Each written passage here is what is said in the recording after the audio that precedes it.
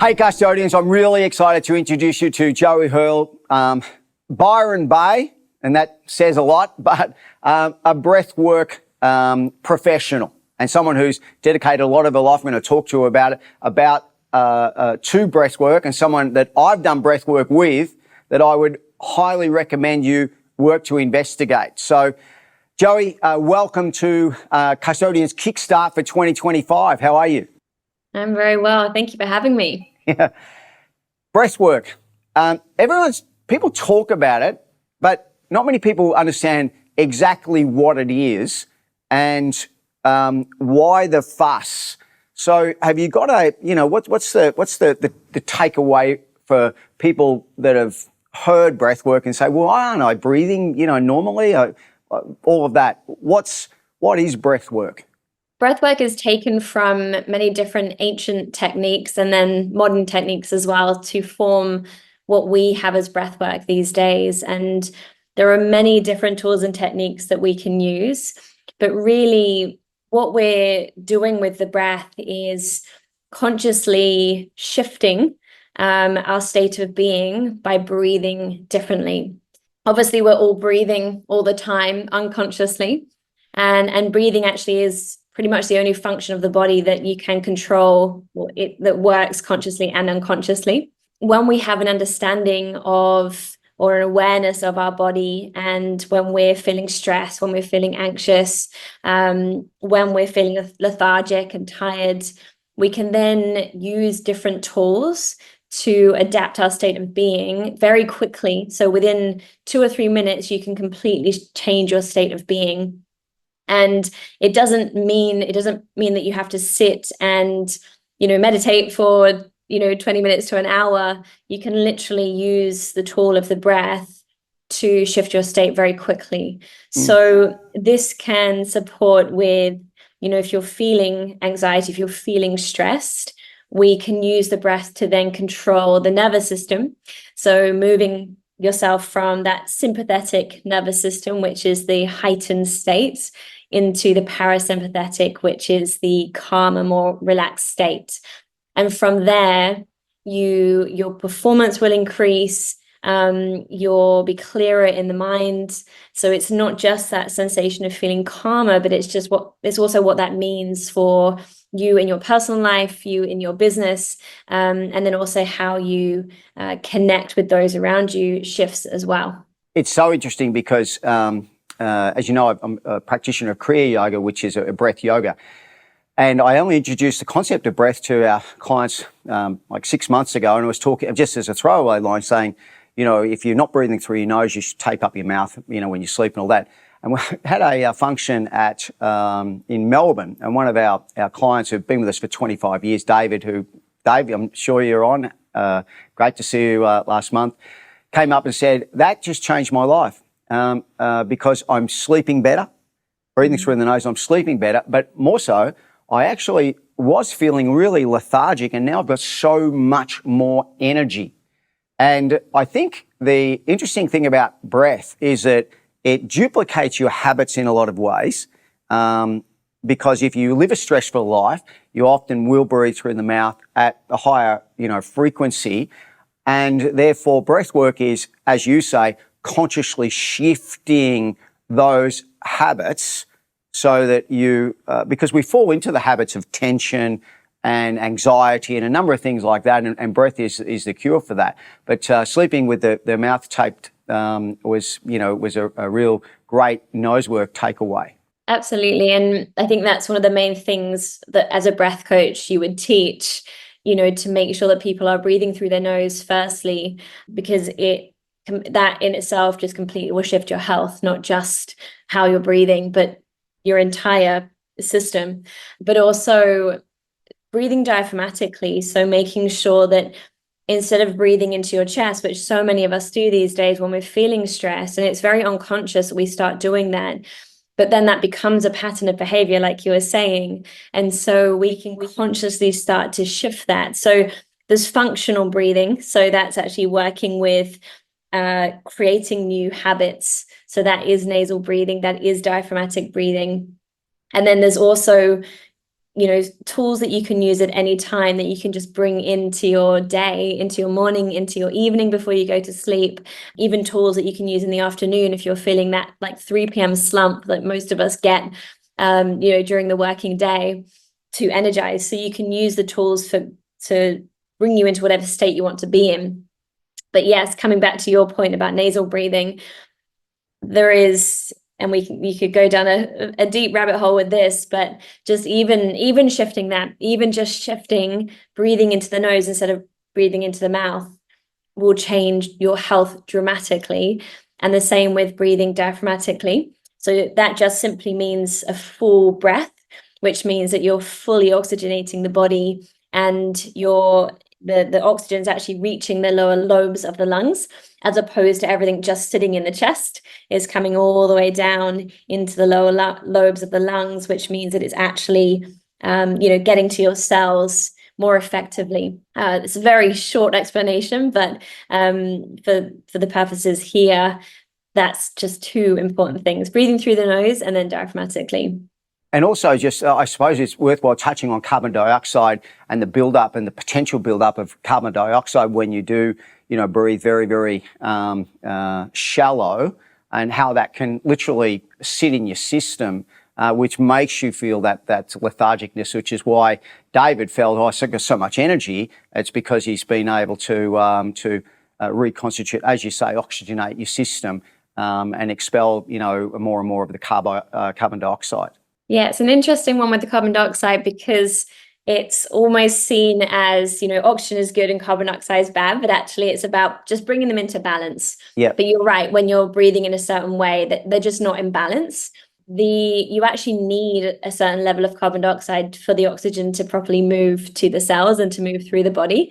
So that's also why we bring in breath holds, and there's different techniques that you can do like that to bring that balance back and that harmony back within the system. But yes, step one, breathing through the nose. Step two, making sure you're breathing properly, so fully, so expanding the tummy, the ribs and the chest when you're breathing, and not just breathing into the chest. But yeah, you're right. It's when that's out of balance, you can feel really lethargic and heavy, and then that stops you from, having that mental clarity that you need, and it really affects performance in the workplace as well. And tell us about your journey into breathwork, your discovery, self-discovery, all of that. I think, we'd all be interested in how you got to where you are today and why you chose this as as your passion career. Yeah, it's I came from the corporate world, so I was working in London in advertising and marketing and law at one point as well.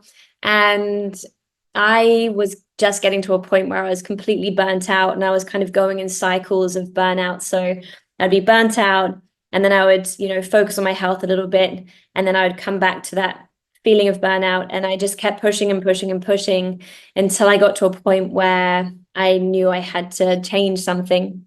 I tried many different tools, many different practices, and there are so many different modalities out there that you can use, to support with your health. But for me, breathwork was the most powerful and also the most simple for me. I do teach meditation, but for me, having a very busy mind, especially when I was working in the corporate world, I would really struggle to sit for periods of time, and it would almost make me feel more stressed and more anxious, because I was like, well, I can't stop. I'm finding it really hard to stop and to simply be for a few moments. When I discovered breathwork and how quickly the breath can change your state, and it's not that you're sitting there doing nothing, which can feel actually quite triggering sometimes when you're used to kind of just being on the go. But when I found breathwork, firstly, using it simply to work with my anxiety, and using it during the day at work to, if an email came through and it made me feel a little anxious or overwhelmed, I could use a tool or a practice and it would drop me right back into my body, and the way that I even responded to that email would be vastly different. So my performance shifted, how I communicated shifted, simply by sitting for about 3 minutes, breathing in a certain way. And I can share some of these tools, shifted so much. But then I guess the other side of that is there's breathing practices that can take you into altered states of consciousness. And we don't have to delve too deep into this, but the reason I bring that up is they can drop you into the subconscious, which means that you can start to clear a lot of stress in the body, and a lot of kind of past stuff that we've pushed down in the body. So when I discovered that as well, I wasn't just using the breath, intermittently to help me in certain situations. I was actually going very deep and clearing a lot of old stress from my system, which meant that in general, I was living from a completely different place. And everything kind of fell into alignment and flowed from that place that I was then living from. So there's different tools, different modalities, but for me, breathwork as a whole is what shifted my life and my health and my ability to, just to reconnect with who I was and the path that I wanted to be on. And it helped me also get really clear on that path as well. You read, the case studies from holotropic breathwork. I don't know if you studied them, but they've been going for 40, maybe 50 years. And they're case studies of people curing themselves of all sorts of things because of the state that they've been able to put themselves into, as you mentioned, under guidance. Though it's not something you do on your own, but under guidance is phenomenal. I mean, some of those case studies are just mind blowing. And then I think the reverse of that is how much stress can cause our dis-ease in our body, that we think we have these physical ailments and we go in the doctor, visit, all that sort of thing, but it's often caused by the fact that we're out of balance. And as you rightfully said, first thing we need to do is get our breath back into balance, and that can bring us back out of any disease, potentially out of any disease. But you mentioned about the different formats and the case studies from holotropic, and I'm sure you guys have got it as well. It's just phenomenal. It's sort of mind blowing. Yeah, super powerful. I don't facilitate holotropic specifically, but I facilitate conscious connected breathing, which has a very similar impact. And it's, the same in that you're shutting down the prefrontal cortex of your brain when you drop into that kind of breath, which activates your limbic system. That means that you're dropping into a state where you can start to shift a lot of old energy and a lot of things that we, haven't processed over time. So that could be trauma, that could be, any big experience really that we've had, and we haven't felt able to feel the emotion in the moment.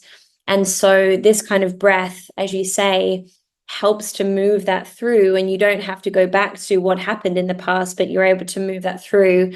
And the importance of that, as you say as well, is if we don't do that, it creates dis-ease in the body.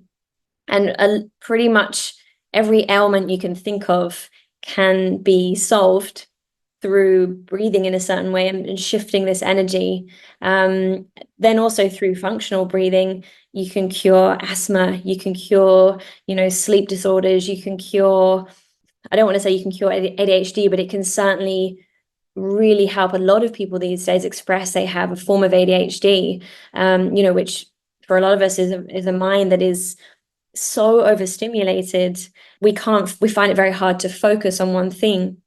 Whereas there is certain breathing practices and tools that you can use over time to then shift and completely change the way that the makeup of your brain and the makeup of your body. And this is all just through the breath, which is free.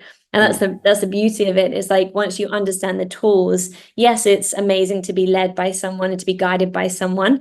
And a lot of clients of mine have the tools and they use them in between sessions, but they also like the guidance as well. But the beauty of it is that it is free, and we can literally sit and breathe in a certain way for a few moments during the day, and so much changes from that. Yeah.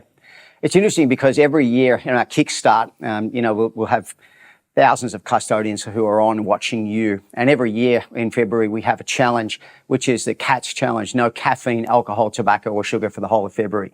I do it in February because it's a short month. And years ago, I gave up caffeine, alcohol, and I never had tobacco and sugar.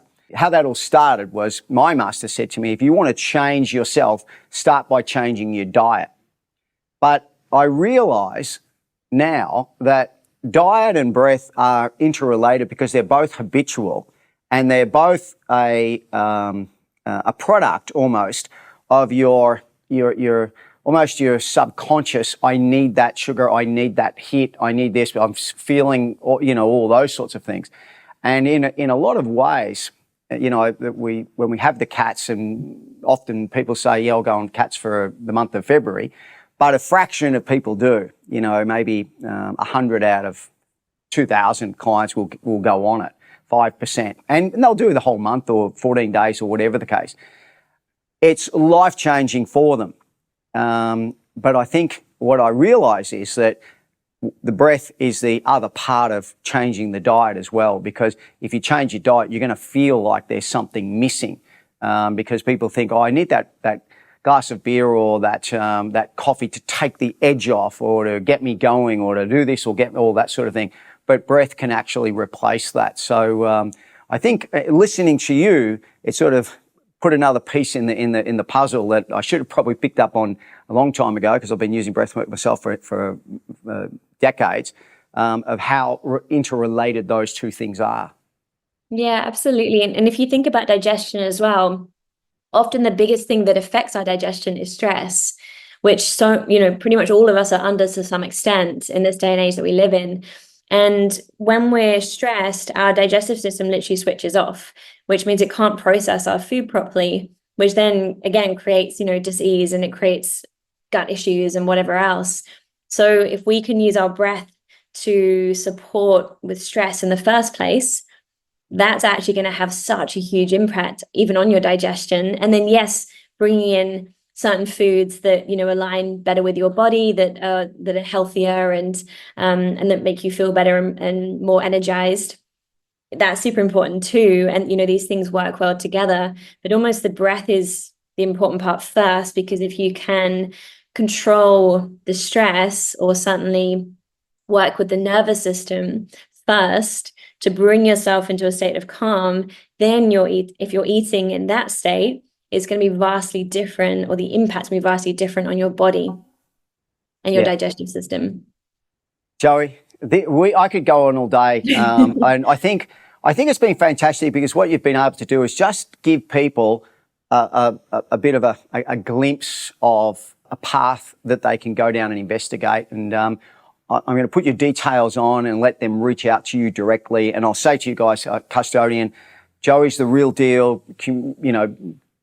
She cares. She really does know her stuff. She cares. She's someone that I'd highly recommend. So if you want to change yourself, start with your breath, start with your breath habits, get in touch with Joey. And then it's an amazing, she can give you references to lots of study manuals that if you want to go down that rabbit hole as well. It is absolutely fascinating. There's a whole ecology of breath texts, and it goes back 5,000 years, so it's not new, but it's certainly a great base. Thanks for coming on Kickstart 2025, Joey. Look forward to seeing you again, and look after our clients. They're beautiful people. Cheers. Thanks for having me.